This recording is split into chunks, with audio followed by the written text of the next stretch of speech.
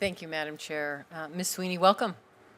Congratulations on your nomination, and thank you for taking the time to visit with me. Welcome to your family. Believe it or not, I have spent some time in Barrow, Alaska, and let me just say Eskimo ice cream is not the ice cream that I know and love. So we've had a great conversation, and let me just point out, one of Chairman Torres from Nevada, she is with the Walker River Paiute tribe, is here.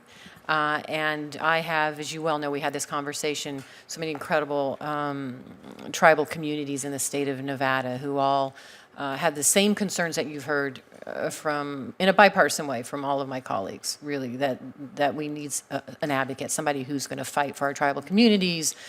We have a system that appears to be broken, and we need to fix it. So I'd like to start with an issue that has come to my attention, and I'm disappointed that I don't have more information, so I'm hoping you can help me with this. So the Department of the Interior's fiscal 2019 budget justification includes almost $18 million to begin the process of reorganization of the Department of the Interior along 13 regional offices, yet the department has provided little information to Congress. This request includes roughly $900,000 to support the department's migration to common regional boundaries. I have seen only a draft of the map, which would cut my state in half. And I have been hearing from my constituents, from farmers, ranchers, conservation groups, and our tribes who fear that the creation of a joint management areas would create another bureaucratic layer or an additional level of authority. Question I have for you is, one, have you been briefed on the reorganization plan or know anything about it?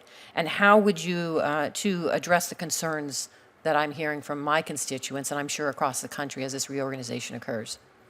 Thank you for your question. I have not been briefed on the reorganization, so the actions that have been taken by the department to date, I'm not read in on. So I'm not familiar with how they have arrived at the decisions that they have made. Moving forward, if confirmed as Assistant Secretary, again, I've stated it before, but I want to be boots on the ground in Indian country. I want to sit down and meet with tribal leadership to understand what their needs are and engage in meaningful consultation.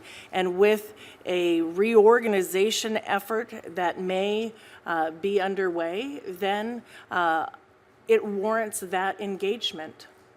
I appreciate that. And the next question I have for you is, can you describe what you consider appropriate tribal consultation in this area? And let me just couch you. At this very hearing, at the same table, we had representatives from the Department of Interior who basically said they haven't even had any tribal consultation yet. They haven't talked to the tribes about this reorganization, even though it's been an ongoing plan for some time.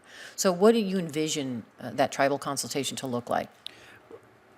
I would envision not a check-the-box mentality. I have sat on the other side of consultation meetings before, and in the past, in the private sector, in my professional experience, at times, depending on the department, the mentality is very different. And I'm not going to bring a check-the-box mentality.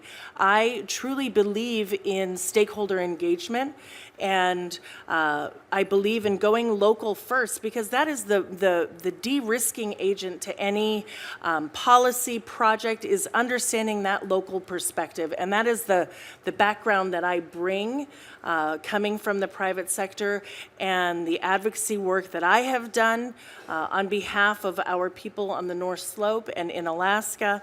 And I want that to translate into Indian affairs. And so meaningful consultation means engagement with tribal leadership.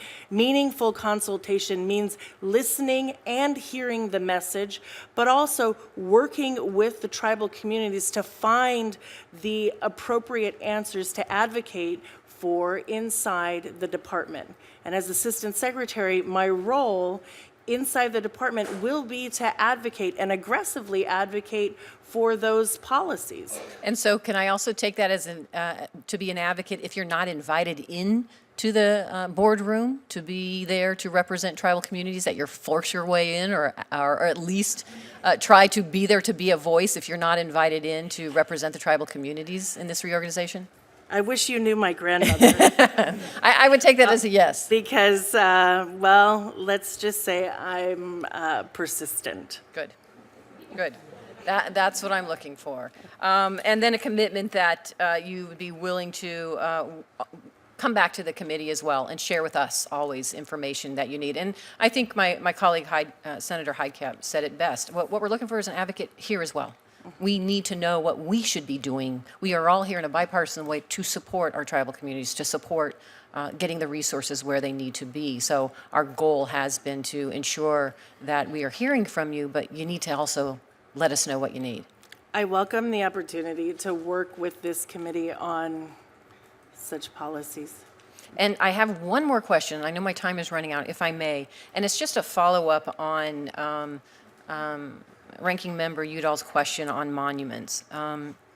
Nevada as well has two monuments, new monuments. It's Basin and Range National Monument and Gold Butte. And both of these national monuments also contain important tribal cultural resources in need of protection. One of them, Gold Butte, is one that has been recommended by the Secretary of Interior to change its boundaries.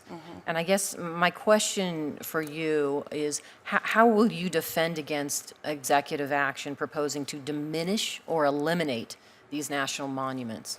So while I have not been involved in the decision-making process to date, I certainly understand that this issue and the monuments designation issue is important to you and other members of this committee, and I look forward to learning more about that.